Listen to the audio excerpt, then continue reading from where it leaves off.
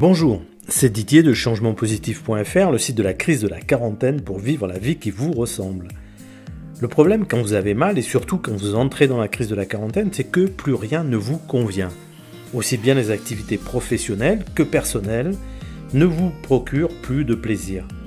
Vos envies ne se sont pas manifestées depuis longtemps.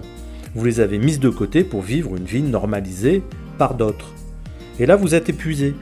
Et donc souvent vous perdez tout rythme. Quand vous ne vous arrêtez pas de fonctionner tout court, c'est-à-dire que vous ne faites plus grand-chose. C'est fréquent, c'est une période de vide où vous vous sentez au bout du rouleau. C'est en ce sens que je vous dis que vous quittez le mouvement. Et c'est vrai que la plus grosse envie que vous avez, en pleine crise, c'est de tout envoyer valser. Sauf que je ne vous le conseille pas. Je suis convaincu que tout lâcher n'est pas la meilleure façon de sortir de la crise, ni celle de créer une vie meilleure. Bien entendu que c'est possible, mais uniquement dans certains cas de figure où la remise en question totale n'entraîne pas un naufrage complet. Heureusement, c'est passager comme état d'esprit, et cela ne durera que le temps de vous reposer, de pacifier votre vécu et de relancer votre envie de devenir vous-même dans une vie qui vous ressemble. Donc cela prendra du temps, plus ou moins long, selon vos décisions et votre programme de relance. Mais c'est votre challenge de relancer votre vie en investissant sur vous pour retrouver ou plutôt trouver les nouveaux marqueurs fondamentaux de votre existence ainsi que les nouvelles activités qui vont vous motiver pour un temps.